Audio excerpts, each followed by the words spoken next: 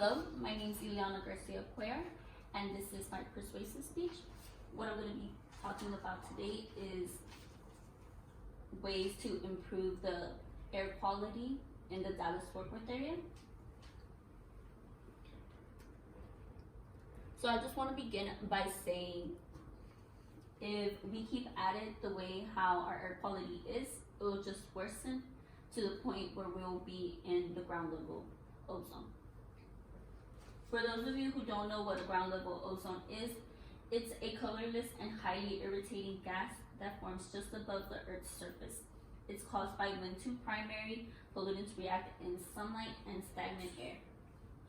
Ecosystem effects of ozone pollution says the effects of ozone on individual plants have negative impacts on the ecosystem. This also changes the specific assortment of plants, the habit quality, water, and nutrition cycles. So not only does ground level ozone affect our environment, it will affect and harm our health. So of course, we will inhale this gas, and it'll basically cause us shortness of breath, respiratory infections, lung infections. Also, the people who already have asthma, it'll just increase their asthma attacks.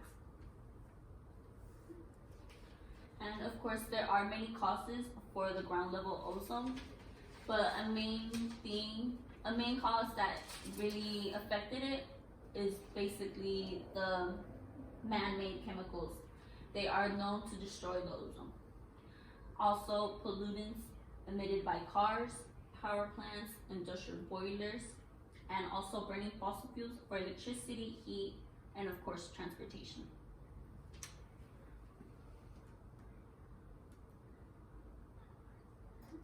Now, just to talk about preventing the air quality in the Dallas-Fort Worth from worsening, a great example would be carpooling.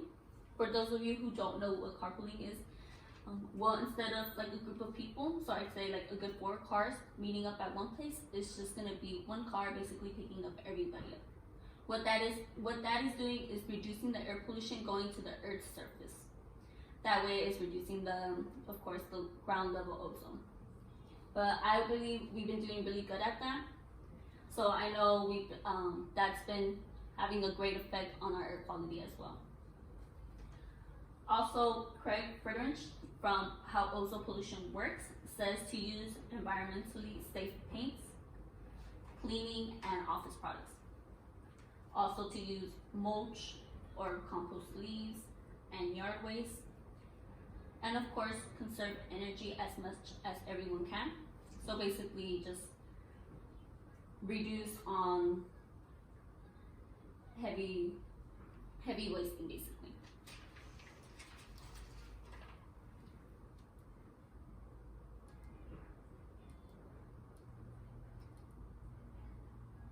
And now that we already threw in a couple of suggestions on how to prevent the air quality from worsening, we can talk about, well, of course, to find better solutions. So Hollander from The Air We Breathe suggests using alternative mobility patterns, which can help reduce air pollution. Use alternative energies like solar, wind, and geothermal. And reduce our consumption of energy by adopting and using more efficient devices. When he says efficient devices, it's basically, instead of using a car that's powered by gas, you'll use a car that's powered by electricity.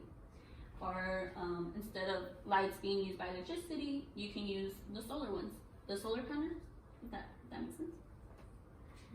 So those are just like some efficient devices that he needs.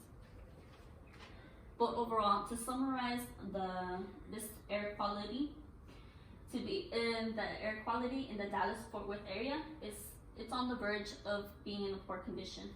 It's really now up to us to help aid our environment back to where it's been, back to its place. And it's always best to take caution and try to find ways to prevent our air quality from worsening, like using environmentally safe paints, cleaning, and office products. Nonetheless,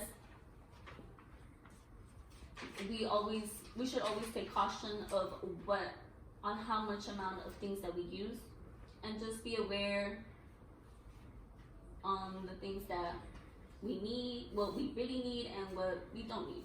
So. Okay.